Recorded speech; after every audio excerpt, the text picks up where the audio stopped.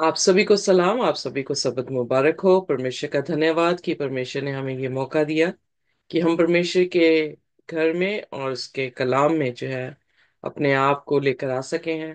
परमेश्वर अपने तख्त पर विराजमान है, और जब हम उसकी इबादत करने के लिए यहाँ पर उपस्थित है तो जरूर है कि परमेश्वर हमें आशीष देंगे। और अगर हमारी डेडिकेशन और डिटर्मिनेशन याकूब के जैसी है कि परमेश्वर जब तक तो मुझे आशीष ना दे मैं तुझे नहीं छोड़ूंगा, तो यकीनन है कि हम खुदा से आशीष पाके ही जो है वो जाएंगे। सो आज जो है हमारा आखिरी लेसन है इस क्वार्टरली का, इस त्रिमास का। लेसन 13 है, 13वां लेसन है, जिसका शीर्षक है love is the fulfilment of the law. जो हुक्म है खुदा के, प्रेम जो है वो उन सभी हुक्मों को क्या कर रहा है, पूरा कर रहा है। आज हम देखेंगे कि किस तरह से प्रेम और हुक्म दोनों जो है वो एक दूसरे से ताल्लुक रखते हैं। हम पिछले दिनों में जो है वो काफी लेसन सीख चुके हैं, और अगले त्रिमास में वेरी इंटरेस्टिंग कि अगले त्रिमास में हम जो है रेवलेशन और डैनियल के सिंबल्स के बारे में जो है वो सीखेंगे। और उसके एल्यूजन्स जो दुनिया के लोग जो है गड़बड़ी में पड़े हुए हैं उनके बारे में जो है हम देखेंगे कि हमें बाहर निकालेगा, और हम एक बार फिर दानियल की पुस्तक को और प्रकाशित वाक्य की पुस्तक को त्रिमास में पढ़ने वाले हैं। दैट्स अ गुड न्यूज कि हम जो है परमेश्वर के कलाम को और गहराई से जो है वो देखेंगे। पर आइए अपने 13वें लेसन की तरफ जाएंगे, और इससे पहले कि हम लेसन को पढ़ें अपनी आंखों को बंद करेंगे और प्रार्थना में जाएंगे। हमारे स्वर्गीय खुदावंत, हम आपके बहुत ही शुक्रगुजार हैं, धन्यवाद करते हैं आपके प्यार के लिए, धन्यवाद आपकी कुर्बानी के लिए जो आपने हम हमारे लिए दी है।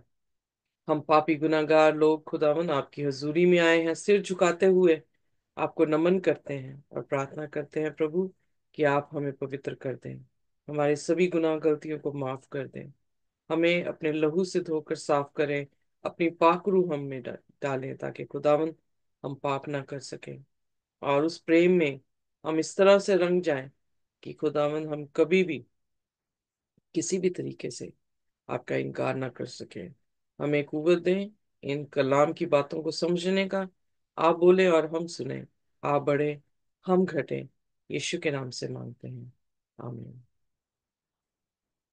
सुबह हमारी याद करने की आयत जो आमीन। है, आमीन, रोमियो उसका 13 और उसकी 8 आयत है। अगर आपके पास खुदा का कलाम है तो आप हिंदी में इसे खोल सकते हैं।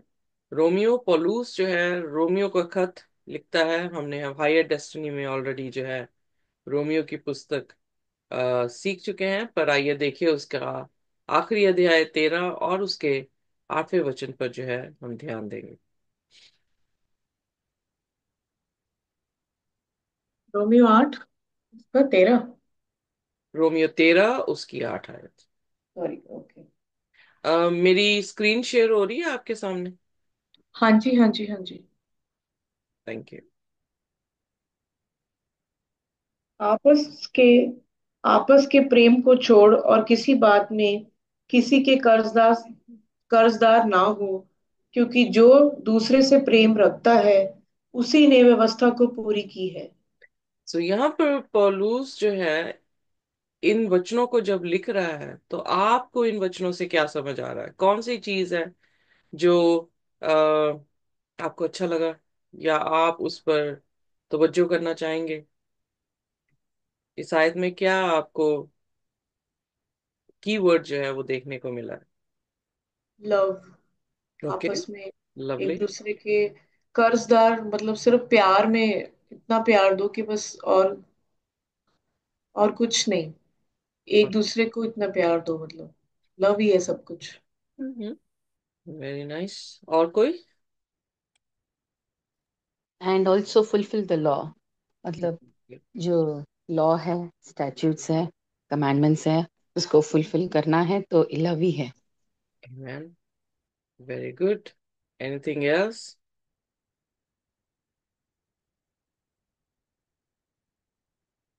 Okay. So कुछ नहीं है। All right. So oh no one. So यहाँ पर जो शब्द आया है, पहली चीज ये सीखने को मिल रही है कि हम किसी भी चीज के कर्जदार बन जाते हैं। अगर हम जाती जिंदगियों में देखें तो कितनी बार हम देखते हैं कि हमें लोन उठाना पड़ता है या किसी से पैसे लेने पड़ते हैं, और उसका कर्जदार जो है हम बन जाते हैं।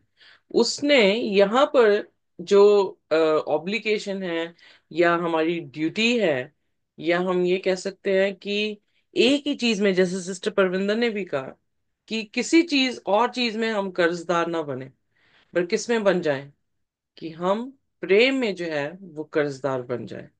ये बड़ी खूबसूरत चीज है कि कैसे कर्जदार बनते हैं हम, प्रेम में कैसे कर्जदार बनेंगे। कोई इंसान हमें प्रेम करता जा रहा है, तो हम क्या हो जाएंगे, उसके कर्जदार हो जाएंगे। और फिर हम पलट के हम उसको कर्जा कितना देंगे, विद इंटरेस्ट देना पड़ेगा ना। एम आई राइट? जी तो स्वाभाविक तौर पे जब हम लोन उठाते हैं, तो जब लोन देना पड़ता है तो उसका परसेंटेज होता है, कि जी एक पैनी का परसेंटेज कितना और देना पड़ेगा।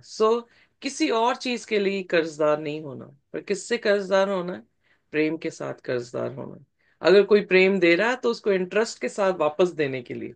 तो इससे क्या हो रहा है, लॉ जो है वो फुलफिल हो रहा है। अब आज हम ये सीखेंगे कि लॉ कैसे फुलफिल होता है, खुदा प्रेम के जरिए से कैसे अपने हुक्मों को जो है वो पूरा करता है।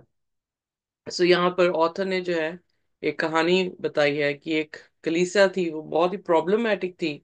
और पास्टर ने जो है पास्टर से चर्च बोर्ड, किसी भी एक व्यक्ति ने, someone on the church board, pastor से कहने लगा, we cannot make decision based on compassion. हम तरस से जो है कोई भी डिसीजन नहीं ले सकते, नहीं नहीं नहीं, हम नहीं ले सकते। तो पास्टर जो है वो वॉन्डर करने लगा कि खुदा और खुदा के हुक्म की अंडरस्टैंडिंग इसको इसको क्या, मतलब इसके हिसाब से अंडरस्टैंडिंग इसने क्या पाई है, कि अगर ये कंपैशन जो है वो शो नहीं करता। क्योंकि यहाँ पर पौलुस क्या कह रहा है, oh no one anything except to love one another. किसी भी और चीज के कर्जदार नहीं होना, बल्कि किसके कर्जदार होना है, प्यार के कर्जदार होना है। और अगर प्यार नहीं देंगे हम, यानी कंपैशन नहीं शो कर रहे हैं किसी पर, वो प्यार ही दिखा रहा है, काइंडनेस दिखा रहा है। अगर प्यार नहीं दिखाएंगे हम, तो हम क्रिश्चियन किस हिसाब से जो है वो बनेंगे। Christianity is all about love. And who is love? प्रेम कौन है? और God. Exactly, Jesus is love और गॉड इज लव। सो हम आदान प्रदान किसका कर रहे हैं एक दूसरे के साथ? यीशु मसीह का। हम लोगों को क्या दे रहे हैं, जब हम प्यार करते हैं तो क्या दे रहे हैं, हम प्रभु यीशु मसीह ही दे रहे हैं। वो जो लेन देन है, वो जो कर्ज की बात की गई है, कर्जदार हैं, वो कर्जदार हम इसी बात के हैं कि प्रभु यीशु मसीह ने हमसे इतना प्रेम किया कि उसने अपनी जान हमारे लिए दे दी। और जब हम उसे प्यार करें तो इंटरेस्ट के साथ करें, यू नो ताकि आदान प्रदान हो सके, किस चीज का, प्रेम का, परमेश्वर का। इसलिए प्रेम जो है वो अल्टीमेटली हुक्म की फुलफिलमेंट है। क्योंकि यीशु मसीह ने जब समराइज किए हैं अम, हुक्म को, तो उसने दो हुक्मों में बांट दिया।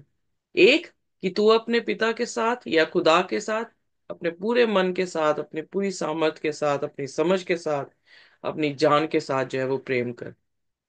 और दूसरा, तू अपने पड़ोसी के साथ अपने जैसा प्रेम कर। द लॉ ऑफ लव, जो प्रेम का, बहुत सारे लोग ये सोचते हैं डूज एंड डोंट्स हैं, यानी 10 हुक्म जो है वो खाम खाम हमारी जिंदगियों को रोक दिया उसने।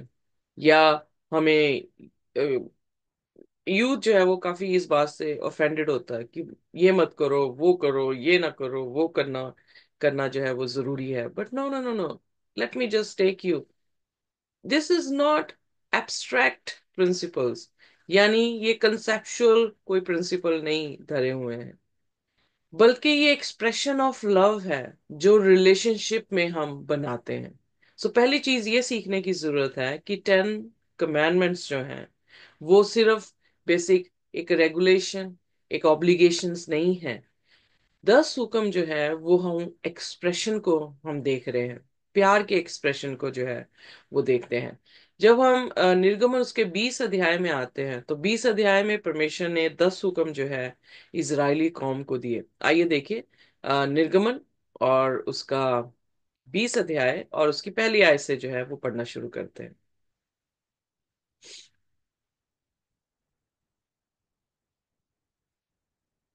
जी।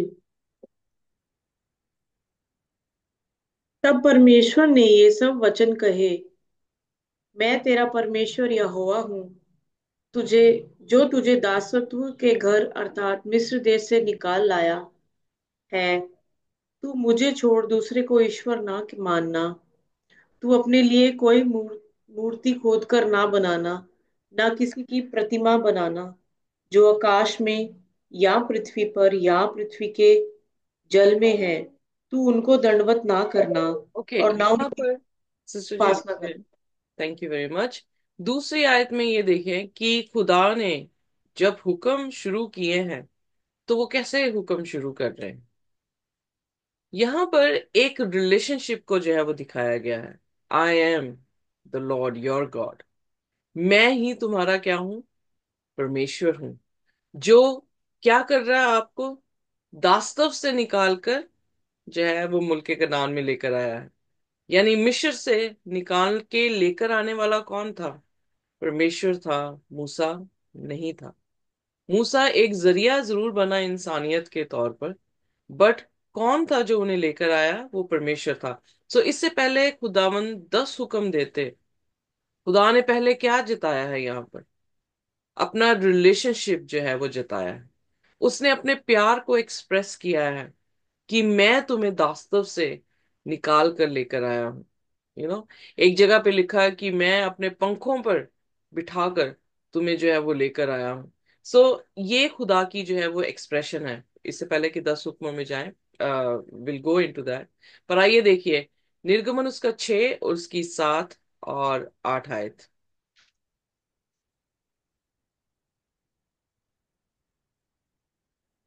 और मैं तुमको अपनी प्रजा बनाने के लिए अपना लूंगा, और मैं तुम्हारा परमेश्वर ठहरूंगा, और तुम जान लोगे कि मैं तुम्हारा परमेश्वर यहोवा हूँ, जो तुम्हें मिस्रियों के बोझों के नीचे से निकाल ले आया है। हम्म। और जिस देश के देने की शपथ मैंने अब्राहम, इजाक और याकूब से खाई थी, उसी में मैं तुम्हें पहुंचाकर उसे तुम्हारा भाग कर दूंगा।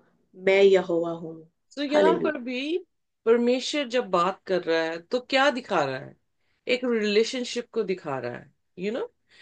खुदा ने अपना एक्सप्रेशन ऑफ लव यहाँ पे एक्सप्रेस किया है कि वो हमारा खुदा क्यों है, क्योंकि वो हमें बंधुआई से, जहाँ पे ऑपरेशन था, जहाँ पे पीड़ा थी, जहाँ पे हम कह सकते हैं कि भूखमरी थी, या जहाँ पर वो दास्तव में थे, किसी के गुलाम थे, खुदा ने क्योंकि प्यार किया था, खुदा ने जो है इब्राहिम, इसहाक और यकूब के साथ वायदा किया था।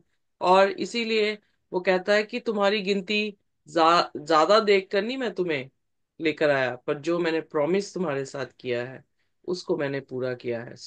यहाँ पर हम देखते हैं कि खुदा वही एक्सप्रेशन दे रहा है जो उसने एक्सप्रेशन कहाँ पर दिया, जब वो 10 हुक्म जो है वो दे रहे हैं। देने से पहले वो सेम ही एक्सप्रेशन दे रहे हैं। अब यहाँ पर लेवियो उसकी 26 उसकी 12 में लिखा, I will walk among you and be your God and you shall be my people. So God होना और उसके लोग होना क्या दिखाते हैं, शोज द रिलेशनशिप। ये एक संबंध को दिखाते हैं जो हमारा, जैसे पति और पत्नी का जब ब्याह होता है, तो एक दूसरे को क्या करते हैं, वो रिलेशनशिप दिखाते हैं, कैसे एक्सप्रेशन ऑफ लव दिखा रहे हैं, रिलेशनशिप दिखा रहे हैं, जब वो कह रहे हैं दुख सुख में तेरे साथ होऊंगा, अमीरी गरीबी में मैं तेरे साथ होऊंगा या होंगी। सो उस वाचा में क्या हो रहे हैं, मैं तेरी और तू मेरा। एग्जैक्टली वही एक्सप्रेशन है कि ये एक्सप्रेशन लव को दिखा रहा है।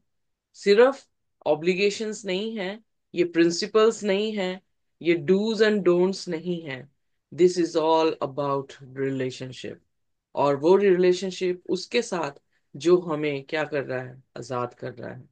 जो हमारे लिए जान दे रहा है, जो हमारे लिए कुर्बान हो गया, और उसने अपने प्यार को इस तरह से एक्सप्रेस किया है ताकि हम उसके लोग बन सके और वो हमारा परमेश्वर बन सके।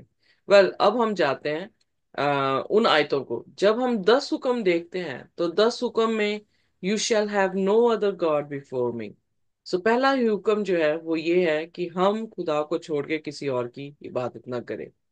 फिर उसने कहा कि तू किसी भी मूर्ति की पूजा ना करना, ना जमीन की, ना पानी की, ना पानी के नीचे की किसी भी चीज का जो है, ना heaven even likeness of anything that is in heaven, जो स्वर्ग में है। अब 3 स्वर्ग जो है वो खुदा के कलाम में बताए गए हैं। एक वो जहाँ पे परिंदे उड़ते हैं, दूसरा हेवन वो है जो उत्पत्ति उसके पहले अध्याय में हम देखने को मिलता है, जहाँ पे सितारे, चंद्रमा और सूरज है। और तीसरा हेवन जो है, डेफिनेटली पौलुस बता रहा है कि वहां पर परमेश्वर का जो है वो तख्त है।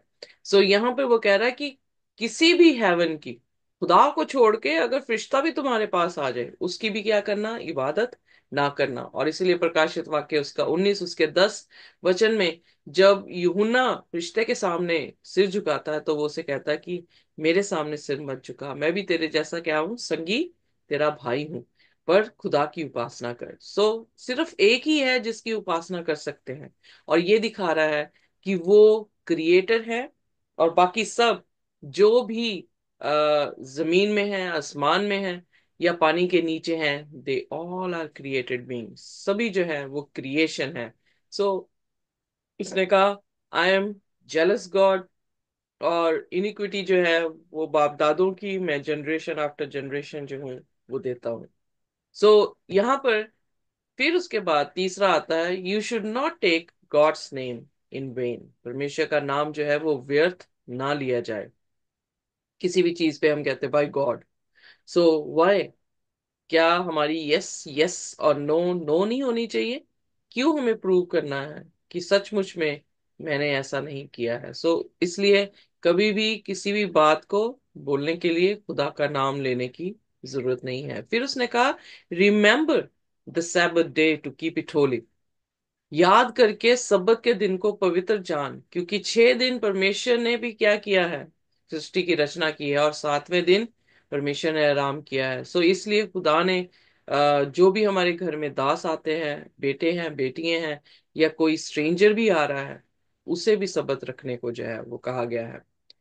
अब ये 4 जो हुक्म हैं वो किसके प्रति जो है वो दिखाई दे रहे हैं? इट्स रेफरिंग टू गॉड, क्योंकि एक खुदा को मान, बुतों की पूजा ना कर, परमेश्वर का नाम व्यर्थ ना ले, सबत को पवित्र जान। सबत को पवित्र क्यों जानना? Because Lord bless the Sabbath, and इसलिए वो कह रहा है कि इसे पवित्र जान। पर जब हम बाकी 6 हुक्मों को देखते हैं, माता पिता का आदर कर, खून ना कर, जना ना कर, चोरी ना कर, झूठी गवाही ना दे, और अपनी पड़ोसी का चीज का लालच ना कर, ये 6 हुक्म जो है वो इंसानों के प्रति जो है वो एक्सप्रेशन है या रेफर करते हैं। यहाँ पर हम ये देख रहे हैं जब यीशु मसीह ने इसे नए नियम में जो है वो आकर कह रहे हैं कि 2 हुक्म हैं। एक हुक्म कि तू अपने परमेश्वर को अपने पूरे मन से प्रेम कर, और दूसरा तू अपने पड़ोसी को अपने जैसा प्रेम कर। तो ये कोई नई आज्ञा नहीं थी जो परमेश्वर ने दी थी। हम डिट्रोनॉमी में यानी व्यवस्था विवरण उसकी 6 उसकी 5 में ये पाते हैं कि वहां पर भी लिखा है तू अपने पूरे मन से, अपने सोल से, अपनी स्ट्रेंथ से जो है वो परमेश्वर का जो है वो उसे प्यार कर। फिर लेवियों उसके 19 उसकी 18 में लिखा है कि तू अपने पड़ोसी को अपने जैसा प्रेम कर। यीशु मसीह ने कोई नई आज्ञा नहीं दी थी। यीशु मसीह उसी आज्ञा को जो है वो दोहरा रहे थे। और प्रेम जो है वो यहाँ का एक सेंट्रल कोर है, जो 2 हुक्म खुदावन यीशु मसीह ने भी जो दिए हैं। इसीलिए हम देखते हैं कि जो एक्सप्रेस करना love to God and love to other, अगर हम उसको वायलेट करते हैं किसी भी तरीके से, तो हमने क्या कर दिया, हमने 10 हुक्म जो है वो तोड़ दिए। इसीलिए पौलुस ने कहा कर्जदार किसी भी चीज के ना होना, सिर्फ एक ही चीज के, प्रेम के, कि एक दूसरे को प्रेम करो। और प्रेम करना ही क्या है, हुक्मों को फुलफिल करना है। सो यहाँ पर मती उसका 22 उसकी 40 में लिखा, on these two commandments hang all the law and the profits. और यही दो हुक्म जो यीशु मसीह ने समराइज किए हैं, उसने क्या कहा कि इन्हीं दो हुक्मों में सारे हुक्म और जितने नबी आए हैं वो सारे इसी के बीच में जो है वो समाये हुए हैं। सो खुदा यीशु मसीह ने समराइज कर दिया 10 हुक्मों को। और अगर बाई चांस आज क्रिश्चियन वर्ल्ड ये सोचता है कि 10 हुक्म हमें मानने चाहिए, बट चौथा हुक्म हमें मानने की जरूरत नहीं है कि सबत के दिन को पवित्र जान, तो क्या ये वाजिब है? क्या ये राइट है उनकी सोच? ऐसा कैसे हो सकता है कि हम 9 हुक्म माने और एक हुक्म, क्योंकि वहां पे हमारी कंट्रोवर्सी है, वहां पर शायद हम सोच रहे हैं कि हम गलत हैं, तो हम उस जो हुक्म को जो है वो नकार दें? ऐसा नहीं हो सकता। अगर खुदा कभी नहीं बदला है तो क्या उसके हुक्म बदलेंगे? आइए देखें, मंडे लेसन में देखते हैं। मंडे लेसन बताता है कि उसके हुक्म पवित्र हैं, उसके हुक्म राइचस यानी धर्म धर्म के हैं या भले हैं। ये टर्मिनोलॉजी जो होली है किसके लिए इस्तेमाल होती है? Who is holy? God is holy. Who is righteous? None is righteous. कोई भी जो है वो धर्मी नहीं है, एक भी धर्मी नहीं मिला, पौलुस कह रहा है। बट कौन धर्मी है? खुदा धर्मी है। Who Yishu is Masih. Good? Yishu मसीह ने कहा तू मुझे क्यों भला कहता है? कोई भी भला नहीं है परमेश्वर को छोड़। तो भला कौन है? परमेश्वर है। सो अगर बाइबल ये बता रही है या खुदा का वचन ये बताता है कि खुदा की आज्ञाएं जो हैं वो पवित्र हैं, धर्मी हैं और भली हैं, तो इसका मतलब क्या है? किसके करेक्टर होल्ड कर रहा है? Correct covenant, oh sorry, commandments, the character of God. Are you with me? जी। सो इसलिए आइए देखिए रोमियोस का 3 और उसकी 25 और 26 आयत पे।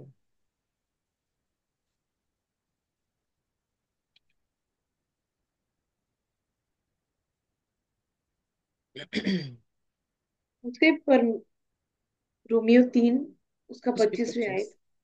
उसे परमेश्वर ने उसके लहू के कारण एक ऐसा प्रायश्चित ठहराया जो विश्वास करने से कार्यकारी होता है कि जो पाप पहले किए गए और जिन पर परमेश्वर ने अपनी सहनशीलता के कारण ध्यान नहीं दिया, उनके विषय में वह अपनी धार्मिकता प्रकट करे। सो वरन यहाँ या सॉरी, सॉरी। अच्छा। सो जी। यहाँ पर क्या शब्द आया है कि प्रभु यीशु मसीह ने अपने लहू के द्वारा थ्रू फेथ डिमोन्स्ट्रेट राइचियसनेस, उसने क्या दिखाई? अपनी धार्मिकता को दिखाया है। सो अगर प्रभु यीशु मसीह धार्मिक है तो उसके हुक्म भी जो है वो क्या है? उसके हुक्म भी जो है वो धार्मिक है। आइए देखिए रोमियो 6 और उसकी 1 से 3। यहाँ पे लिखा पाप है, अच्छा सॉरी सिस्टर, मैंने सोचा। पाप के लिए मृतक मसीह में जीवित। तो अब तो हम क्या कहें? क्या हम पाप करते रहे कि अनुग्रह बहुत हो? कदापि नहीं। हम जब पाप के लिए मर गए तो फिर आगे को उसमें कैसे जीवन बिताएं? क्या तुम नहीं जानते कि हम सब जिन्होंने यीशु मसीह का बपतिस्मा लिया, उसकी मृत्यु का बपतिस्मा लिया? सो यहाँ पर पौलुस क्या दिखा रहा है कि क्या करें फिर अब हम क्या पाप करते रहें दैट ग्रेस में अबाउंड, ताकि खुदा के अनुग्रह, क्योंकि बहुत सारे क्रिश्चियन वर्ल्ड में ये कहा जाता है कि हम जो हैं अनुग्रह से बचा लिए गए हैं, अब हमें हुक्म मानने की जो है वो जरूरत नहीं है। पर यहाँ पे पौलुस क्या कह रहा है कि क्या फिर हम पाप करते रहें क्योंकि अनुग्रह से हम बचाए गए हैं? कब? कदापि नहीं। सेकंड वर्स में कह रहा है सडनली नॉट। हम कदापि नहीं। How shall we die, we who die to sin live any longer in it?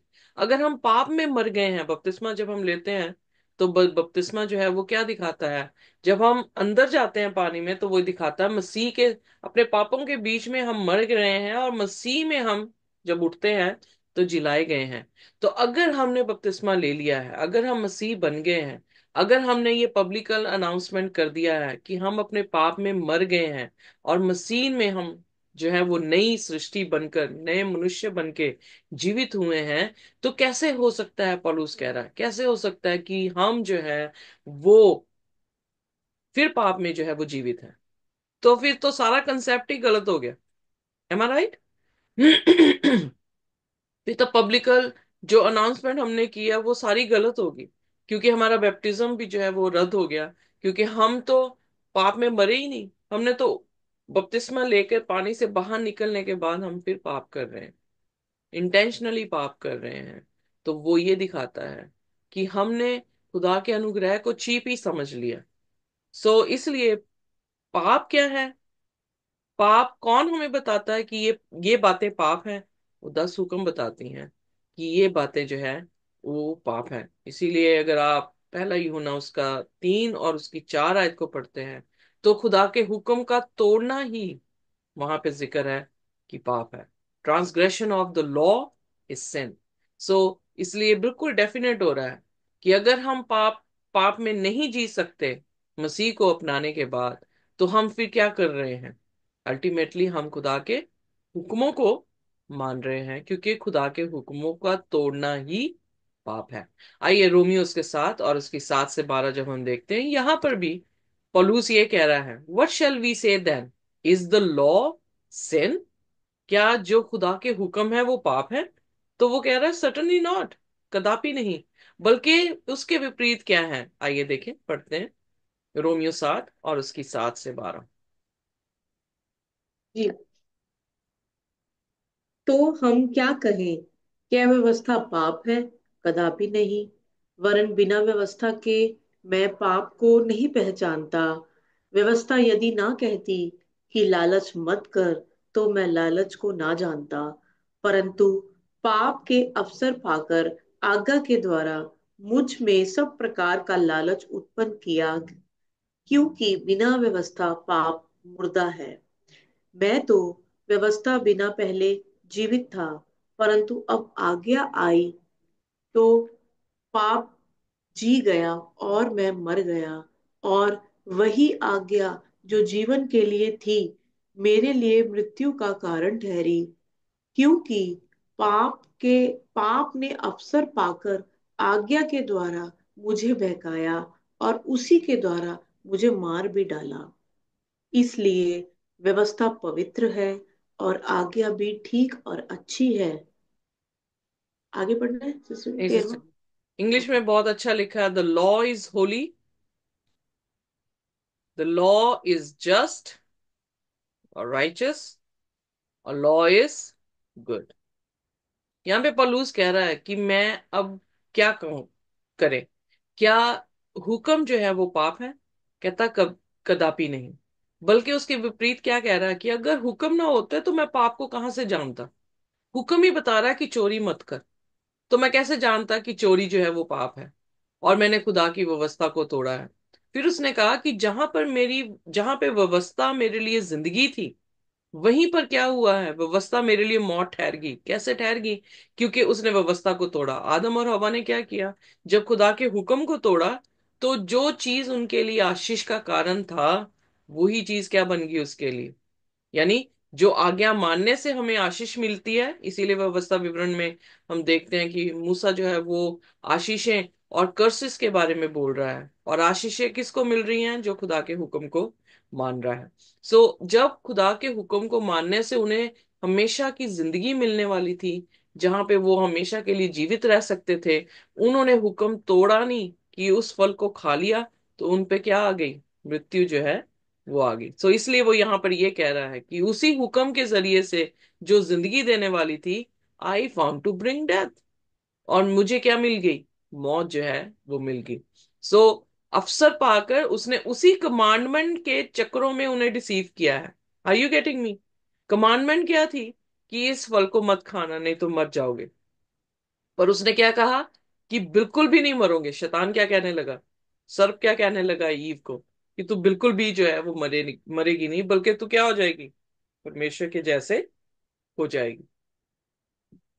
जी। उसने डिसेप्शन ही किस पे दी? कमांडमेंट पे। और आज क्रिश्चियन वर्ल्ड में डिसेप्शन ही किस बात पे है? कमांडमेंट पे। प्रकाशित वाक्य में जो 666 का चिन्ह बताया गया है, वो डिसेप्शन ही क्या कर रहा है, खुदा को छोड़कर वो अपनी पूजा करवाएगा, खुदा के हुक्मों को छोड़कर वो अपने हुक्मों पे चलाएगा।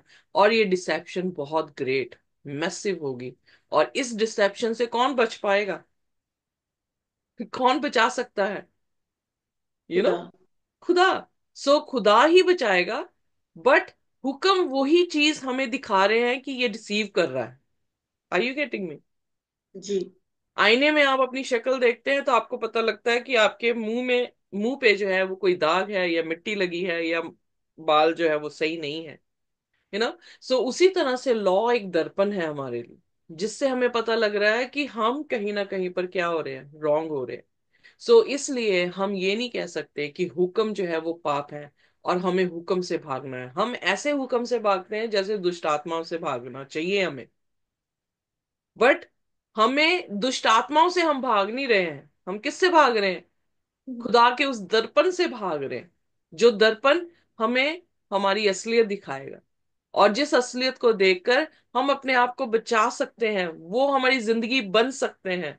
पर हमने क्या किया है, मौत को गले लगाया है। और इसीलिए फिर पौलुस कहता है, ये सिर्फ पौलुस नहीं, भजन संहिता में भी लिखा गया है कि द लॉ इज होली, जैसे परमेश्वर पवित्र है। लॉ इज जस्ट, राइचस है, जैसे परमेश्वर राइचस है। और लॉ इज गुड, जैसे परमेश्वर भला है। सो हम लॉ को परमेश्वर से अलग नहीं कर सकते। तो अगर लॉ को मैं परमेश्वर से अलग नहीं कर सकती, तो परमेश्वर प्रेम है, तो लॉ भी क्या है, प्रेम है। लव। एग्जैक्टली। आमीन। आमीन। सो इसलिए यहां पर रोमियोस की 3 और 31 में कह रहा है, do we then make void the law through faith, कि अगर हमने विश्वास से जिंदगी पाई है तो अब हम हुक्म छोड़ना, मतलब मानना छोड़ दें। फिर वो कह रहा है, certainly not, on the contrary we establish the law. हम क्या कर रहे हैं, हम इस्टेब्लिश कर रहे हैं लॉ को। यीशु मसीह जब आए तो यीशु मसीह ने क्या कहा, मैं तुमसे सच सच कहता हूं, जब तक आसमान और जमीन टल नहीं जाते, तब तक एक भी बिंदु खुदा के हुक्म से बिना पूरी हुई नहीं जो है वो टलेगी। आप देख सकते हैं अपनी जमीन और आसमान को, क्या जमीन और आसमान टल गए हैं? नहीं, नहीं। अभी तक है। तो हुक्म भी क्या है, अभी तक उसका कॉमा तक नहीं हटा है। Can you imagine, full stop hmm. तक नहीं हटा है। तो कैसे हम हटा सकते हैं कि 10 हुक्म जो है हमारी जिंदगी में नहीं? यीशु मसीह ने इसीलिए कहा, मैं इसलिए आया ताकि मैं हुक्मों को क्या कर दूं, पूरा करूं, उन्हें तोड़ने के लिए नहीं आया हूं। सो अगर हम यीशु के सदृश्य होने की हमें जरूरत है, हमें यीशु जैसा परफेक्ट होने की जरूरत है, तो क्या करना पड़ेगा? यीशु ने हुक्म रखे हैं, तो हम भी हुक्म रखेंगे। और अगर जी। हुक्म नहीं रखेंगे तो हम खुदा के लोग नहीं हैं। इसीलिए बाइबल में लिखा है, यूहन्ना की पत्री में, वहां पे वो कह रहा है कि अगर तू अपने भाई से प्रेम नहीं रखता तो तू झूठा है, क्योंकि तुझ में परमेश्वर का प्रेम नहीं है।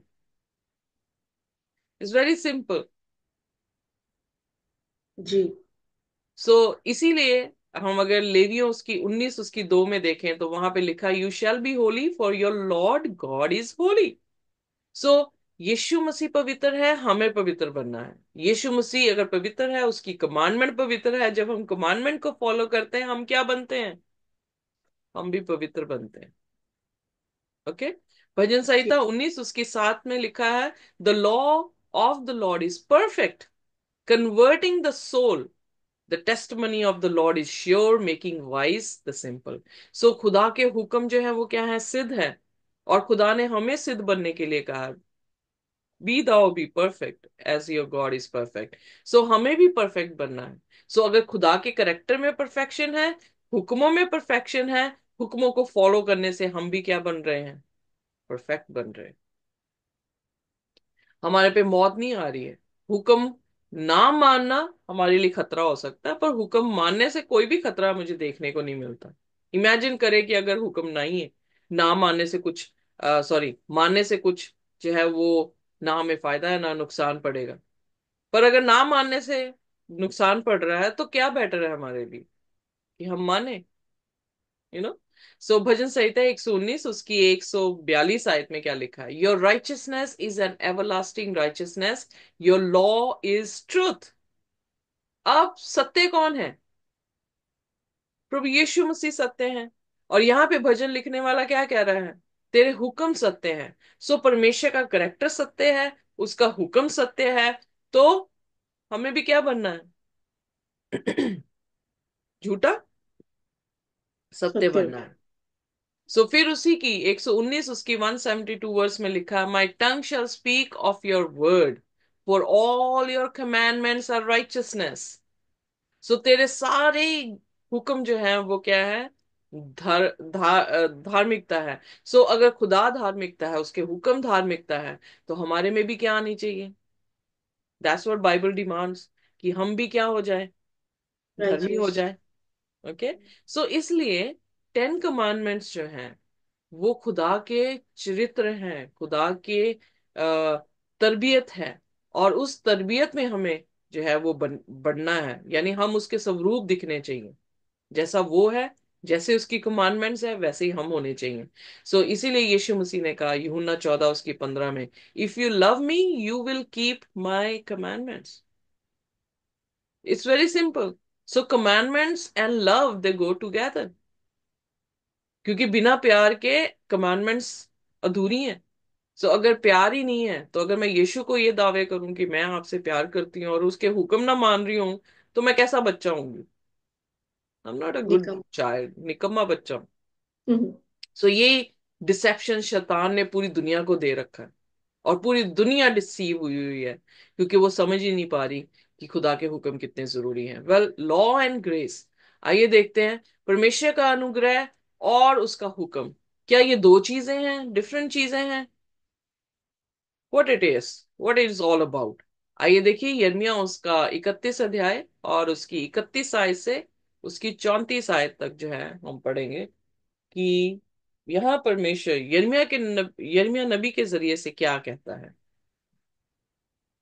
जी। Thank you. फिर यहोवा की ये वाणी है, सुन, ऐसे दिन आने वाले हैं जब मैं इज़राइल और यहूदा के घरानों से नई वाचा बांधूंगा। वह उस वाचा के समान ना होगी जो मैंने उसके उनके पुरखाओं से उस समय बांधी थी, जब मैं उनका हाथ पकड़कर उन्हें मिस्र देश से निकाल लाया। क्योंकि यद्यपि मैं उनका पति था, तो भी उन्होंने मेरी वह वाचा तोड़ डाली। परंतु जो वाचा मैं उन दिनों के बाद इज़राइल के घराने से बांधूंगा, वह ये है, मैं अपनी व्यवस्था उनके मन में समवाऊंगा और उसे उनके हृदय पर लिखूंगा, और मैं उनका परमेश्वर ठहरूंगा और वे मेरी प्रजा ठहरेंगे। यहोवा की ये वाणी है। तब उन्हें फिर एक दूसरे से ये कहना ना पड़ेगा कि यहोवा को जानो, क्योंकि यहोवा की ये वाणी है।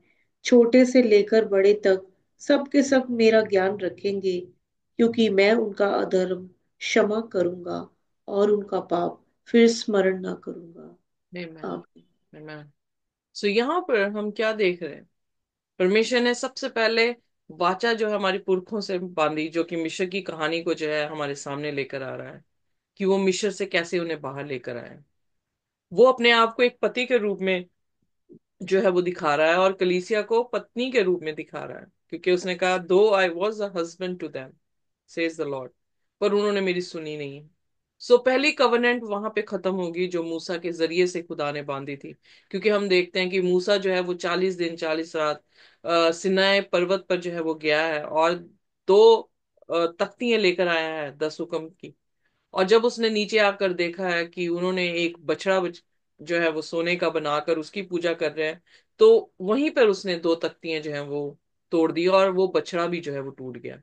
वो ये सिंबलाइज कर रहा था कि जो कवनेंट परमेश्वर और लोगों के बीच में है, जबकि जब कभी भी हम एंट्रिटी करते हैं या कोई वाचा बांधते हैं, तो वो दोनों के बीच में होती है। अगर एक बंदा उस वाचा से जो है आउट हो जाता है, तो दूसरा जो है वो फ्री हो जाता है। यानी वो वाचा टूट गई। तभी यीशु मसीह ने कहा, जब तक कोई आदमी व्यभिचार में नहीं पकड़ा जाता, तब तक आदमी और औरत का संबंध जब तक वो जीवित हैं तब तक उनके साथ जो है वो बंधा रहेगा। वो क्या दिखा रहा था कि एंट्रिटी दोनों ने की है, अगर दोनों में से एक तोड़ देता है तो वो वाचा बिल्कुल टूट गई। Are you getting me? So जी इसलिए उसने तख्तियां आके मार दी। वो ये दिखा रहा था कि वाचा टूट गई, क्योंकि तुमने अपना जो तुम्हारा पहलू था तुमने वो नहीं रखा, तो खुदा अपनी वाचा से आजाद हो गया। इमेजिन करें, इमेजिन करें, जब हम खुदा के हुक्मों को तोड़ते हैं तो क्या खुदा की वाचा हमारे साथ रहती है? हमने वो वाचा तोड़ दी। Are you getting me? जी हमने वो वाचा ही तोड़ दी। वाचा क्या है? कि मैं तुम्हारे हृदय में अपने हुक्म लिखूंगा। अगर मैंने खुदा के हुक्म ही तोड़ दिए तो फिर मेरी वाचा कहाँ पे रही? एंट्रिटी जो दो इंसानों के बीच में है, खुदा और उसके बंदे के बीच में है, अगर उसके बंदे ने अपना पार्ट पीछे कर लिया और कहा कि मैं नहीं मानता तेरे हुक्मों को, तो फिर ये राजा कैसे रहा उसका? तो ये राजा भी जो है खत्म हो गया। जी। कैन यू से आमेन? आमीन Amen. आमीन। सो यहाँ पर हमें देखने को मिल रहा है खुदा जो नई वाचा बांधा है। वेल, ये सिर्फ यिर्मयाह में नहीं, आप इब्रानियों में भी देखेंगे पौलुस यही कह रहा है कि खुदा हमारे दिलों में हमें एक नया दिल दे रहा है, उसमें लिख रहा है। सो कौन लिख रहा है? खुदा लिख रहा है। पहले पहली वाचा जो ओल्ड कवनेंट जो दी गई थी मूसा के जरिए से, वो भी किसने लिखी थी? खुदा के उंगली ने जो है वो लिखी थी। बट यहाँ पर भी वो पहले तो पत्थर में लिखी है, पत्थर भी यही दिखा रहा है कि अनचेंजेबल है, पर अब वो हमारे दिलों में लिख रहा है। और फिर क्या कह रहा है? बड़ी खूबसूरत आयत मुझे ये लगी है कि no more shall every man teach his neighbour. कोई भी अपने पड़ोसी से जाके ये नहीं सिखाएगा, every man his brother saying know the Lord, और ना ही कोई अपने भाई से ये कहेगा कि खुदा को जान, क्योंकि सभी उसको जानेंगे। Wow! There will be a generation जो क्या होगी? वो खुदा को जानने वाली होगी, खुदा के साथ वाचा रखने वाली होगी। और फिर खुदा अपना पार्ट क्या कर रहा है? वो हुक्म मानेंगे, और वो क्या कह रहा है? I will forgive their iniquity. Wow! I will forgive their iniquity. So ये प्रॉमिस किन के लिए है? ये प्रॉमिस किन के साथ बंधा है? एंट्रिटी बांधने वाला इंसान अगर अपनी हाफ लाइक वन पर्सन अगर अपनी फुलफिल कर रहा है ड्यूटीज को, तो दूसरा पर्सन भी अपनी फुलफिल करेगा ड्यूटी को, राइट? सो जी ऐसा तो नहीं हो सकता कि एक ही कंधे पे सारा बोझ डाल दिया जाए और दूसरा बंदा आजाद है, वो अपनी ऑब्लिगेशन से अपनी ड्यूटी से आजाद हो गया। ऐसा तो नहीं है। जो प्रॉमिस किया है या कवनेंट किया है उसमें दोनों शरीक है, दोनों को अपना अपना पार्ट जो है वो करना पड़ेगा, दोनों को अपना प्यार एक दूसरे के साथ दिखाना होगा। अगर एक वफादार है दूसरा भी वफादार होगा। So it's very simple. मुझे ज्यादा इस पे बात करने की जरूरत नहीं। इट्स वेरी वेरी सिंपल कि खुदा जो है वो अपनी वाचा किन के साथ निभाएगा? जो अपनी वाचा परमेश्वर के साथ निभाएंगे। और हमारी वाचा परमेश्वर के साथ क्या है? कि हम प्रभु यीशु मसीह में नए मनुष्य बनेंगे, एक नया जन्म लिए हुए इंसान बनेंगे, जो पाप में नहीं जिएंगे बल्कि हुक्मों को मानेंगे। It's very clear. I don't know कि इतने बड़े बड़े थियोलॉजियंस, इतने बड़े बड़े प्रचारक इतने मूर्खता की बातें कैसे कर सकते हैं, जबकि हम इंसान यहाँ पर एक आम जनता बैठी है और खुदा के कलाम को पढ़ रही है और हमें ये बातें सारी समझ आ रही है। निकोदेमुस से भी यीशु मसीह ने यही कहा, जब तक कोई इंसान नए सिरे से नहीं जन्मता वो स्वर्ग की बादशाहत को देख भी नहीं सकता। सो इसका मतलब कवनेंट बंध ही नहीं सकती उस इंसान के साथ जो नया मनुष्य नहीं बनता, जो सेकंड एडम के जैसा नहीं बनता। और सेकंड एडम ने तो खुदा के हुक्म रखे, खुदा के इच्छाओं पर जो है उसने अपने कामों को जो है वो किया है। सो यहाँ पर सॉरी, एक्सोडस उसकी 31st चैप्टर उसकी 18 वर्स में लिखा है कि he gave Moses 2 tablets of testimony, tablets of stone written with the finger of God. सो यहां पर भी हम देख रहे हैं कि खुदा ने उस पत्थर पर अपनी उंगली से एनग्रेव किया है 10 हुक्मों को, जो ये बता रहा है कि वो कभी भी अनचेंज चेंज नहीं होने वाला। और इब्रानियों की पुस्तक में भी वो यही कह रहा है कि जैसे हमने यिर्मयाह में देखा, तो पौलुस भी यही कह रहा है कि खुदा ने नई वाचा बांधी है। अब पत्थर पे नहीं लिख रहा वो, पत्थर तो तोड़ दिया आपने, अपने दिल को भी कैसे तोड़ोगे आप, है ना। तो वो और परमानेंट और डीप जा रहा है कि घर हमारे, हमारी देह उसका घर बन रही है, और हमारा दिल में उसकी क्या है, उसके हुक्म जो है वो लिखे जा रहे हैं। और इसी से हम उसके लोग होंगे और वो हमारा क्या होगा, परमेश्वर होगा। इफ्सियों 2 उसकी 8 में लिखता, for by grace you have been saved through faith, that not of yourself, it is a gift of God. So इसलिए हुक्म अगर हमारे दिल में लिखे गए हैं तो वो हम अपनी तरफ से नहीं, कौन लिख रहा है, खुदा लिख रहा है। हमारी साल्वेशन अपनी तरफ से नहीं, कौन दे रहा है, खुदा दे रहा है। So we are not saved by our own self, ये गिफ्ट है खुदा की तरफ से, कि अगर हम अपने आप को खुदा के सामने सुपुर्द करते हैं या अपने आप को खोल देते हैं, तो खुदा हमारे जीवन में क्या कर रहा है, अपने हुक्म लिख दे रहा है हमारे बिहाफ पर। वो हमारे राइट वर्क्स जो है वो कर रहा है। इब्रानियों उसकी 13 और उसकी 21 आयत में अगर देखते हैं, आइए देखिए इब्रानियों उसका 13,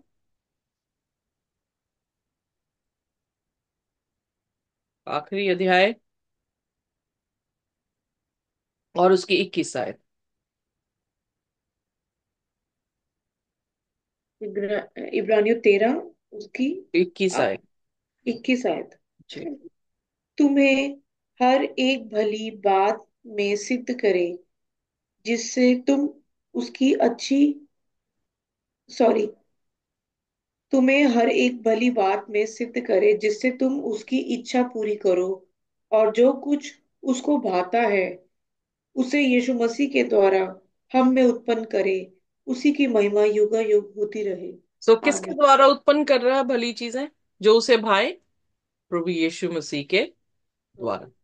सो who is working in us to make us perfect? It's not we, it's not we, हम नहीं है।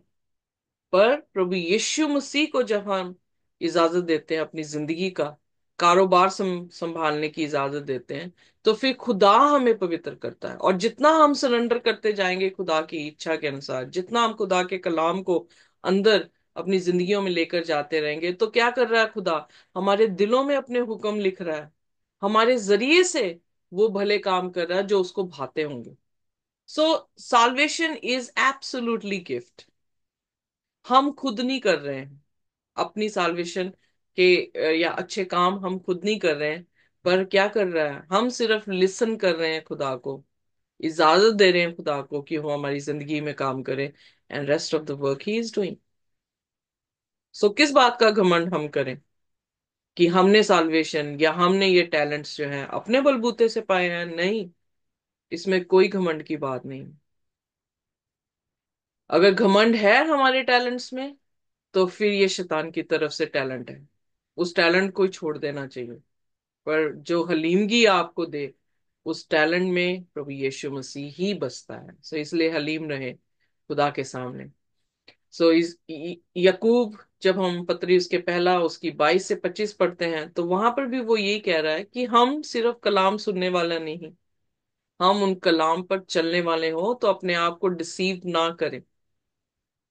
अगर कोई भी सिर्फ कलाम को सुन रहा है और मान नहीं रहा, वो ऐसा व्यक्ति है जो मिरर में अपनी तस्वीर देख रहा है, उसे पहचान रहा है कि उसके दाग कितने हैं, पर वो वहां से मुंह फेर के चला जा रहा है और भूल जा रहा है कि वो किस तरह का इंसान है। सो इसका मतलब लॉ जो है वो क्या कर रहा है, हमारी खुदा का वचन, खुदा के लॉ अगर सेम करेक्टर दोनों के सेम है, तो इसलिए हम खुदा को खुदा के हुक्मों से अलग नहीं कर सकते। आप ये कह रहे हैं मुझे कि हम खुदा के हुक्म नहीं मान रहे हैं, हम खुदा को मान रहे हैं, कैसे हो सकता है जब दोनों के करेक्टर ही सेम है? अगर हम हुक्म मान रहे हैं तो हम क्या कर रहे हैं? We are following Jesus Christ. तो बहुत सारी आयतें हैं, आप जाकर इसे और पढ़ सकते हैं। वेडनेसडे लेसन है love is the fulfilment of all the law. अब यहाँ पर जब पौलुस 13 अध्याय में उसकी 8 से 10 आयत में जो हम जिक्र कर रहा है, तो जब हमने 8 वचन पढ़ा था तो वहां पे हमने देखा कि किसी चीज का कर्जदार ना हो, सिर्फ एक ही चीज के, वो है प्रेम के कर्जदार हो। क्योंकि हम हुक्म को मानते हैं, वो अगर प्रेम कर रहे हैं तो हम सारे हुक्म को मान रहे हैं। तो उसने कौन सी कमांडमेंट्स जो है यहाँ पर बताई हैं? कौन से ऐसे हुक्म हैं जो यहाँ पर दिखा रहे हैं, लिख रहा है? वो हुक्म है you do not commit adultery, ना मर्डर कर, ना चोरी कर, ना फॉल्स जो है वो गवाही दे, और ना ही किसी चीज का जो है वो लालच कर। वो कौन से हुक्म दिखा रहा है? जो पीछे के 6 हुक्म हैं, जो ये डिक्लेयर करते हैं कि हमें अपने पड़ोसी से अपने जैसा प्रेम रखना है। इसका मतलब नौवें नौवें वचन में जब हम आ रहे हैं तो वो साफ ही वहां से गिनती जो है वो पिछले 6 हुक्मों की गिनती जो है वो कर रहा है।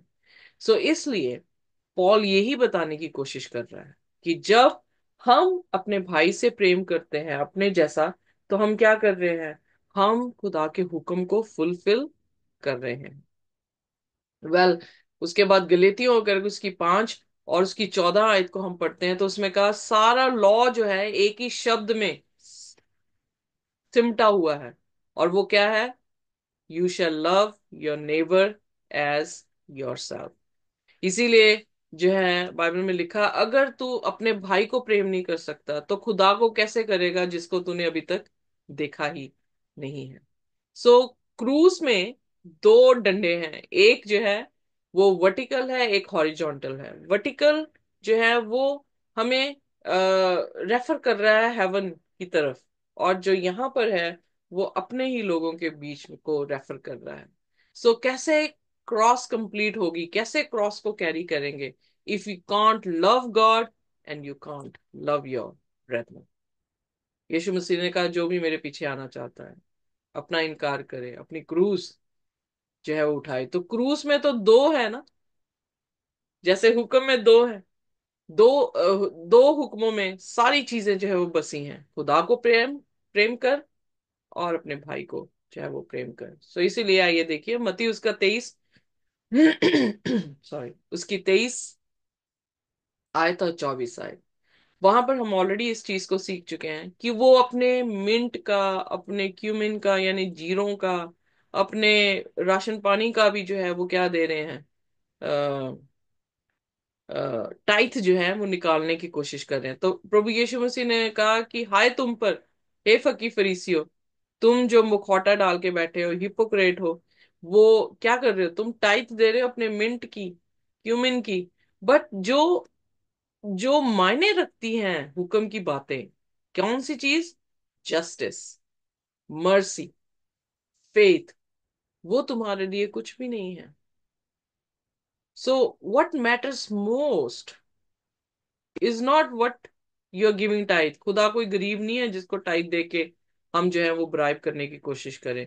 खुदा ऊपरले तौर से हमारे रिलीजन को नहीं पसंद करता। खुदा हमारे अंदरूनी जिंदगी को पसंद करता है। अंदर हमारे क्या है? घृणा है, जलन है, या मैं है कि मैं ही मैं हूं? No no no no. खुदा जस्टिस को पसंद करता है, मर्सी को पसंद करता है, फेथ को जो है वो पसंद करता है। इसीलिए व्यवस्था विवरण, अब ये चीजें नई नहीं है जो खुदा हमें दिखा रहा है। ये चीजें जो है वो मतलब जो हुक्म बोल रहा है वो पुराने नियम से सेम ही चले आ रहे हैं। उसी तरह से परमेश्वर ने व्यवस्था विवरण उसकी 5 उसकी 12 से 15 आयत जब हम देखते हैं तो सबत के बारे में कहा है कि तू सबत सबत को पवित्र जान, जो खुदा ने तुझे हुक्म दिया है। 6 दिन तू परिश्रम कर, मेहनत कर, पर 7वां दिन तेरा परमेश्वर का सबत का दिन होना चाहिए, जिसमें तू कोई काम ना कर, ना तेरा बेटा करे, ना तेरी बेटी करे, ना तेरा सर्वेंट आदमी मेल सर्वेंट हो या फीमेल सर्वेंट हो, ना जो स्ट्रेंजर तेरे घर में आया है। सो ये हम जो है, सॉरी, एक्सोडस 20 में भी जो है वो देख चुके हैं। पर फिर दोबारा से मूसा ने दोहराई हैं 10 हुक्मों को, तो उसने यहाँ पर जो है वो बयान किया है। ये पढ़ दें व्यवस्था विवरण, उसका 5 और उसकी 12 से 15 आयत तक।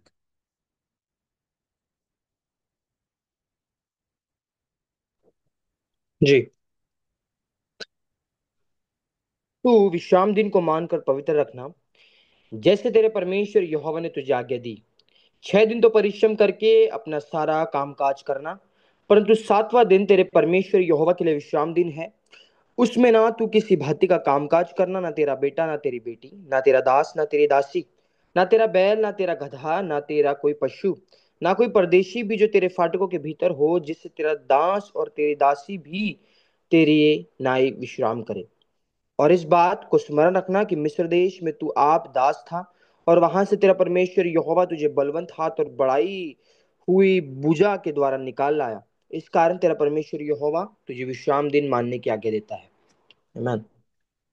तो खुदा ने जब यहाँ पर व्यवस्था विवरण में मूसा दोबारा से खुदा के हुक्म दिला रहा है, तो वो उनको सब्बत का दिन मानने के लिए उनकी उनको रिलेट किसके साथ कर रहा है? डिलीवरेंस के साथ रिलेट कर रहा है।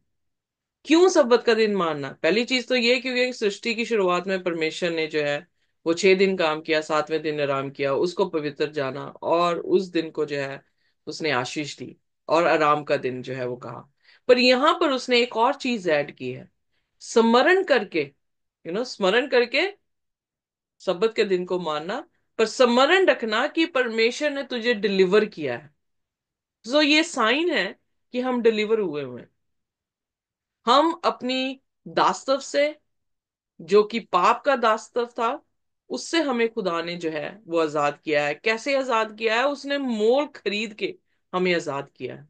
तो इसलिए उसने क्या किया है? नाउ यहां पर उसने क्या कहा? By the mighty hand, by an outstretched arm.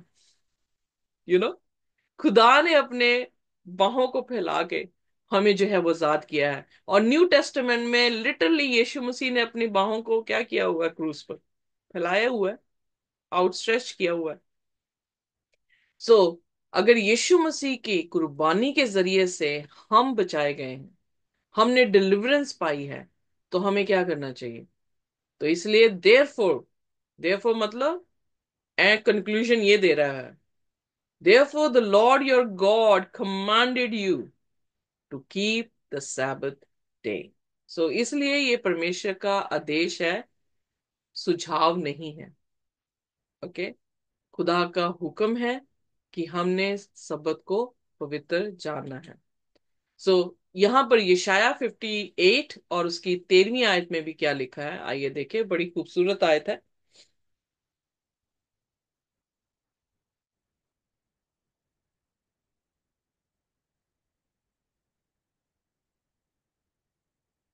यशाया 58। उसकी 13। 13। या यदि तू विश्राम दिन को अशुद्ध ना करे, अर्थात मेरे उस पवित्र दिन में अपनी इच्छा पूरी करने का यत्न ना करे, और विश्राम दिन को आनंद का दिन और यहोवा का पवित्र किया हुआ दिन समझकर माने, यदि तू उसका सम्मान कर के उस दिन अपने मार्गों पर ना चले, अपनी इच्छा पूरी ना करे और अपनी ही बातों को ना बोले, तो तू यहोवा के कारण सुखी होगा, और मैं तुझे देश के ऊंचे स्थानों पर चलने दूंगा। मैं तेरे मूल पुरुष याकूब के भाग की उपज में से तुझे खिलाऊंगा, क्योंकि यहोवा ही के मुख से यह वचन निकला है। आमेन। सो कवनेंट जो है वो किसके साथ बंधी हुई है? वो हुक्म के साथ बंधी हुई है जिस हुक्म को रद्द कर दिया गया। कैन यू सी कि शैतान कैसे डिसीव कर रहा है होल वर्ल्ड को? जी जी जी। जबकि खुदा का कलाम इतना ज्यादा क्लियर है कि वो कवनेंट जो यकूब के साथ, इब्राहिम के साथ खुदा ने बांधी है कि वो उसे मुल्के कनान देगा। हमारा आत्मिक कनान जा पहुंचना भी कैसे होगा? जब हम खुदा के हुक्म, उसका चौथा हुक्म जो है उसको यानी स्मरण करके सब्बत के दिन को मानेंगे, अपनी इच्छा उस दिन नहीं पूरी करेंगे, अपने काम जो हम रोजाना करते हैं वो नहीं करेंगे, बल्कि आनंद की बात समझेंगे कि उसके भवन में हम जा रहे हैं, आनंद की बात समझेंगे कि हम उसके शब्द को मान रहे हैं, तो वो ये कह रहा है, I will also do my part in the in that integrity. जो हमने वाचा बांधी है उसमें फिर मैं अपना भी पूरा सहयोग ये दूंगा कि तुम्हें मैं ऊंचे ऊंची स्थानों पर जो हूं वो रखूंगा। और जो भाग मैंने यकूब को दिया है वो भाग, यानी अगर यकूब बर्थ राइट के लिए रो रहा था या बर्थ राइट के पीछे था, वो भाग हमें भी मिलेगा, क्या कि हम कवर्नेंट फैमिली होंगे। आमीन। Amen? आमीन। आमीन। So beautifully explained in the Bible, but somehow we are deceived by Satan in such a way कि हम खुदा के कलाम को समझ ही नहीं पा रहे। So law and grace, grace उसकी यही है कि हम डिजर्व नहीं करते, पर वो एक्स्ट्रा कदम उठा रहा है हमारे लिए।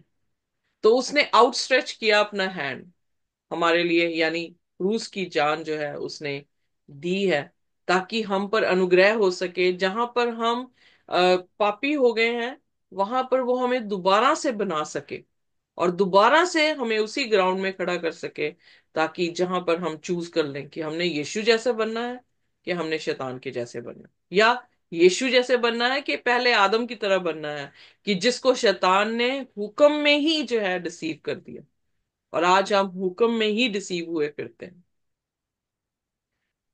Above all love one another. जब हम यकूब की पत्री को पढ़ रहे हैं, पहले उसकी 9 आयत में, तो वहां पर भी वो जिक्र जो है वो बड़ी खूबसूरती से कर रहा है, do not hold the faith of our Lord Jesus the Lord of glory with partiality. अब यहां पर भी उसका तवज्जो जो है वो जो प्रेम है, आइए पढ़ते हैं, बहुत खूबसूरत है, दूसरी आयत से पढ़ेंगे। यकूब उसका पहला अध्याय उसकी दूसरी आयत।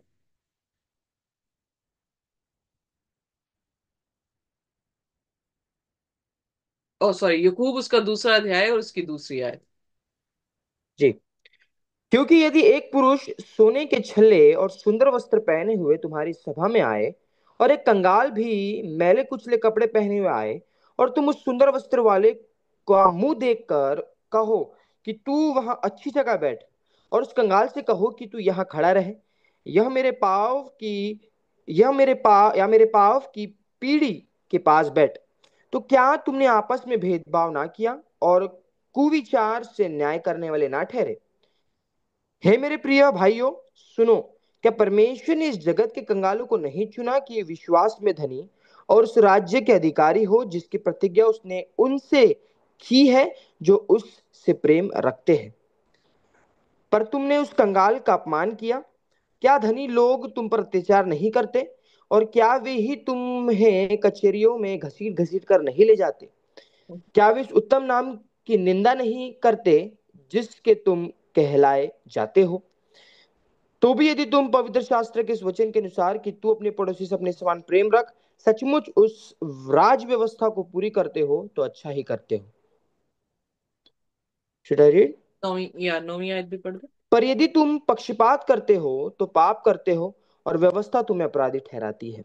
आमेन। सो यहाँ पर भी यकूब क्या दिखाने की कोशिश कर रहा है कि व्यवस्था जो है वो मानना जरूरी है, क्योंकि व्यवस्था अगर तुम्हें अपराधी घोषित कर देती है तो हम पर क्या लागू हो जाएगी? मौत। Wages of sin is what? Death. So अगर हम अपराधी घोषित हो गए या हमने पाप की मजदूरी ले ली, तो हमने जो है वो मौत को हासिल कर लिया है। पर यहाँ पर वो इलिस्ट्रेशन दे रहा है कि हमने किस तरह से पक्षपात किया। हमने आउटवर्ड अपेयरेंस से जो है वो क्या कर दिया, एक को ऊंचा बना दिया और एक को नीचा बना दिया।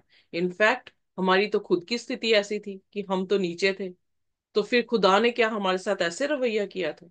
नहीं किया था।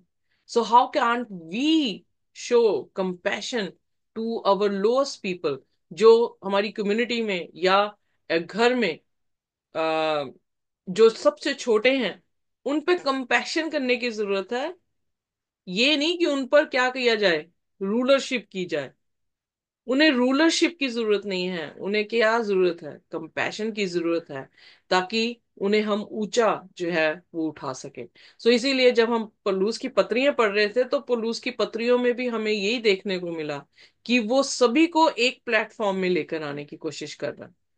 जब वो दान पात्र दे रहे थे, अलग अलग जगह पर दान भेज रहे थे, ताकि उन तक भी जो है वही आशीषें उन्हें मिल सके, कि जैसे वो रोटी खा रहे हैं वो भी जो है वो रोटी खा सके। इसीलिए यीशु मसीह ने भी अपनी टीचिंग्स में यही कहा कि अगर भूखा है तो उसको रोटी जो है वो दे दे, अगर कोई किसी को कुर्ता चाहिए तो उसको दो दे दे। सो कहने का अर्थ ये है कि हम अपने हित की नहीं बल्कि दूसरों की हित की समझे। इसीलिए फिलिपियन उसका 2 अध्याय उसकी चौथी आयत में लिख रहा है, अपने हित की नहीं दूसरों के हित की। इसलिए जैसे खुदावन यीशु मसीह का मन था वैसा ही तुम्हारा भी मन हो जाए। सो हम जब प्रेम करते हैं तो हम व्यवस्था को पूरा करते हैं, और जहां पर हम प्रेम नहीं कर पाते हैं वहां पे व्यवस्था क्या होती है, टूट जाती है। एलन जी वाइट ने इस तरह से कहा, कई बार जो है एलन जी वाइट को कोट करें तो बड़े लोग जो है वो खफा हो जाते हैं, पर मैं ये सोचती हूँ कि चार्ल्स स्पर्जन कौन थे, उन्होंने भी तो अपने ख्याल रखे थे ना। उनकी कोटेशंस आप पढ़ते हैं तो एलन जी वाइट ने अगर ख्याल रखे हैं, वेल उसे तो खुदा ने जो है वो अक्ल और बुद्धि दी थी। अगर उसने ये लिखी हैं चीजें तो उसकी कोटेशंस को हम क्यों जो है वो निकम्मा जो है वो ठहराते हैं। उसने डिजायर ऑफ एजेस 641 में लिखा है, love to man is the earthward manifestation of the love of God. जब हम इंसानों से प्रेम करते हैं तो वो क्या दिखा रहा है, खुदा ने किस तरह से इंसानों को जो जमीन पर है उनके साथ प्रेम किया है। It was to implant this love to make us children of one family, that the king of glory become one with us. And when his parting words means जब वो जा रहा था, जाने से पहले जो उसने शब्द बोले हैं अपने लोगों के बीच में, उसने उस चीज को, his parting words are fulfilled, उसके जो कहे गए आखिरी वर्ड्स थे उसको हम पूरा कर रहे हैं। कैसे, love one another as I have loved you. जैसे प्रभु यीशु मसीह ने हमसे प्रेम किया है, as I have loved you, जैसे प्रभु यीशु मसीह ने हमसे प्रेम किया है वैसे ही तुम क्या करना, एक दूसरे से प्रेम करना। when we love the world as he has loved it, then for us his mission is accomplished। और यही मिशन जो है वो देके गए थे, और जब हम एक दूसरे से प्रेम करते हैं तो वो मिशन को हम क्या कर रहे हैं, फुलफिल कर रहे हैं। और फिर बाइबल, और फिर वो एलन जी वाइट कहती हैं, we are fitted for heaven, for we have heaven in our hearts. So हम इसलिए स्वर्ग की बादशाहत के लिए फिट हो जाते हैं, क्योंकि आसमान की बादशाहत ही यहाँ पर आ गई। तो आसमान की बादशाहत क्या दिखा रही है, आसमान की बादशाहत प्रभु यीशु मसीह को दिखा रही है। आसमान की बादशाहत प्रभु यीशु मसीह के प्रेम को दिखा रही है। और अगर प्रेम हम में जो है मुकम्मल है, अपने भाई के साथ, अपने बच्चों के साथ, अपने परिवार के साथ, तो फिर क्या हो गया है, हेवन खुद ही जो है वो नीचे हमारे दिलों में आ गया है। तो कौन रोक सकता है स्वर्ग की बादशाहत में हमें जाने से। So when we love the world as Christ has loved the world, then we are fitted for heavenly kingdom. Amen. So Amen. इसलिए खुदा के हुक्म हमें क्या सिखा रहे हैं, खुदा के हुक्म हम उसके राज्य के लिए हमें फिट कर रहे हैं, क्योंकि जो उसने किया है वही हम कर रहे हैं। और पहला पत्रस उसकी 4 उसकी 8 में जो है इस तरह से बयान किया गया है, and above all things have fervent love for one another, for love will cover a multitude of sins। So Amen. यीशु मसीह ने भी हमारे बहुतायत से पापों को जो है वो क्या कर दिया है, माफ कर दिया है। कैसे किया है, प्रेम के कारण। सो उसी तरह से सबसे बढ़कर क्या है, प्रेम है, क्योंकि प्रेम हमारे सारे पापों को जो है वो क्या कर देता है, माफ कर देता है। और इसीलिए कुरिन्थियन की कलीसिया में भी 13 अध्याय में जो पौलुस लिख रहा है, प्रेम ही उसने सताई जो है और अहम चीज जो है वो बताई है, क्योंकि बिना प्रेम के हम जो है वो निकम्मे हैं, बिना प्रेम के हम यीशु मसीह के जैसे नहीं बन सकते हैं। तो इसीलिए पौलुस की सारी पत्रियों में, इब्रानियों में, तसलोनियन में आप यही पाएंगे कि प्रेम एक दूसरे से करना ये दिखाता है कि हमने खुदा यीशु मसीह से प्रेम किया है। Amen? आमीन। सो यहाँ पर सिस्टर एलन जी वाइट की फ्राइडे की कोटेशन बड़ी खूबसूरत है। Those who minister to others will be ministered unto by the chief shepherd. जो दूसरों की सेवा कर रहे हैं, जो दूसरों के सामने हलीम हैं, जो दूसरों से प्रेम कर रहे हैं, उन्हें वो परमेश्वर जो प्रेम का परमेश्वर है, एक दिन उनकी सेवा जो है वो करेगा। दे themselves will drink of the living water and will be satisfied. और वो खुद से वो उस जीवते पानी को पिएंगे और संतुष्ट होंगे। They will not be longing for exciting amusements, for some change in their lives.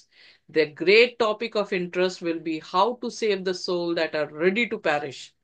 Social intercourse will be profitable. The love of the Redeemer will draw hearts together in unity. When we realize that we are the workers together with God, His promise will not be spoken with indifference. They will burn in our hearts, kindle upon our lips. To Moses, when called to minister to an ignorant, undisciplined, rebellious people, God gave the promise, my presence shall go with thee, and I will give thee rest. And he said, certainly I will be with thee. This promise is to all who labor in Christ's stead for his afflicted and suffering ones. So यहाँ पर sister Ellen G white यही कहने की कोशिश कर रहे हैं कि हम जो खुदा की सेवा कर रहे हैं, चाहे किसी भी परीक्षाओं से होकर हम क्यों ना गुजर रहे हों, हमेशा ये याद रखें कि जैसे मूसा को परमेश्वर ने भेजा है इग्नोरेंट लोगों के बीच में, जिन्हें खुदा का कलाम नहीं पता, जो अनडिसिप्लिन हैं, जिन्होंने खुदा के हुक्म को मानना नहीं सीखा है, जो रिबेलियस पीपल है, तो उसको जब भेज रहा है तो एक ही प्रॉमिस के साथ भेजा था, my presence shall go with you, मेरी हजूरी तेरे साथ जो है वो चलेगी। इनफैक्ट मती उसके 19 अध्याय में प्रभु यीशु मसीह ने जब लास्ट कमीशन दी है तो उन्होंने यही कहा, जाओ जाके सारी जगत में सुसमाचार सुनाओ, पिता पुत्र पवित्र आत्मा के नाम से बपतिस्मा दो, जो तुम्हें मैंने सिखाया है उन सभी चीजों को उन्हें सिखाओ, देखो मैं दुनिया के अंत तक तुम्हारे साथ हूं। और वही खुदावंद जो मूसा का परमेश्वर रहा है, वही खुदावंद जो हिनोक का परमेश्वर रहा है, हरून का परमेश्वर रहा है, और बहुत सारे नबियों का परमेश्वर रहा है, वही परमेश्वर हमारे साथ भी है। और हम यकीनन विश्वास करते हैं कि परमेश्वर जब हमें सिखा रहा है, जब अपने हुक्म हमारे दिलों में लिख रहा है, तो अपने दरवाजे प्रभु यीशु मसीह के लिए बंद ना करें, खोल कर रखें, क्योंकि यही वो वाचा है जिससे हम उसके लोग होंगे और वो हमारा परमेश्वर होगा। और किसी चीज में हम कर्जदार न रहें, इसी चीज में हो कि हम एक दूसरे से प्रेम करें जो हमारे हुक्मों को जो है वो पूर्ण करता है। खुदा हमें आशीष और बरकत दे और बहुतायत से दे, ताकि खुदा हमारी जिंदगियों में इसी तरह से काम करता रहे और हम खुदा के लोग हों और खुदा हमारा परमेश्वर हो। आइए अपने सिरों को झुकाएंगे और बड़े आदर और सम्मान के साथ, इज्जत के साथ खुदा की हजूरी में जाएंगे। और कोई भी जन जो परमेश्वर की हजूरी में अपने अपने प्रार्थना को रखना चाहता है हम सभी के लिए, वो हमारे लिए प्रार्थना कर सकता है। Let's pray. Hallelujah, Father God, we thank you. Father God, we glorify you. Lord, really, our heart is filled with overjoyness. Father God, we thank you कि आपने खुदा आपके वचन से हमें भरा. And yes, Lord, we have known that कि आपका जो लॉ है परमेश्वर, उसकी फाउंडेशन लव है खुदावन। परमेश्वर हम जानते हैं कि we cannot be saved by law, but Lord we know that it shows us that we need a saviour, and we know that Jesus you have died for us. And खुदावन बाप, आपकी आज्ञाओं को मानना, हमारे विश्वास को, हमारे जीवन को खुदावंद यीशु मसीह आप सा जीवन बिताने कि हमें खुदा वो उस राह पर ले जाता है खुदावंद, आपकी आज्ञाओं को मानना। खुदा हम देखते हैं परमेश्वर जो आज्ञा ये बताती है, जिसे आपने टू ग्रेटेस्ट कमांडमेंट्स करके बताया गया है, to love God and to love one another. खुदावंद बाप, जो आपने 10 आज्ञाएं 10 हुक्म भी दिए परमेश्वर, और जो आपने खुदावंद यीशु मसीह इन 2 आज्ञाओं में इन सबों को प्रॉफिट्स एंड लॉस को समाया है खुदावंद, वो भी यही बताते हैं to love God and to love one another. खुदावंद बाप, हमने स्टार्टिंग से लेकर एंडिंग तक के देखा that above all love one another since it covers the many multitudes of sins. परमेश्वर खुदावंद आपका धन्यवाद देते हैं। यस लॉर्ड, हम अभी तक हो सकता है कि हम आपके नियम, आपकी व्यवस्था, आपकी आज्ञाओं को व्यर्थ और कहीं तरीके से ये सोचते हुए आके चल रहे होंगे कि आपने खुदावंद अपने लिए, आपके लोगों के लिए अपनी जान दे दी है, अब हमें आज्ञाओं को मानने की जरूरत नहीं। और बहुत सारे चर्चेज में खुदा आज ये प्रैक्टिस भी की जा रही है that we don't have to follow God's law, we just have to show his love and towards one other. पर परमेश्वर, जब मैं आपके वचन को पढ़ता हूँ, मुझे क्लियर दिखता है कि खुदावंद आपकी आज्ञा ही यही बताती है to love God and to love one other. खुदावंद बाप, हम जब खुदा ऐसी कलीसियाओं में देखते हैं कैसा हो रहा है, खुदावंद बाप हम आपसे मांगते और चाहते हैं कि आपकी सच्चाई का आत्मा खुदावंद वहां पे बातें करे, और खुदावंद बाप आप भी उन्हें आपके सत्य से भरे। खुदावंद बाप, जिस तरह पौलुस कहता है कि ये बात याद रखो कि जब हमने मसीह के साथ बपतिस्मा लिया तो हम अपने पाप के लिए मर गए हैं। और दूसरे कुरिन्थियों 5:17 कहता है खुदा कि जो कोई मसीह में वो नई सृष्टि है। सो हाउ कैन लॉर्ड हम बार बार पाप करके यही स्मरण करें कि उसका अनुग्रह, उसकी दया, उसका ग्रेस हम पर है? Lord, it is,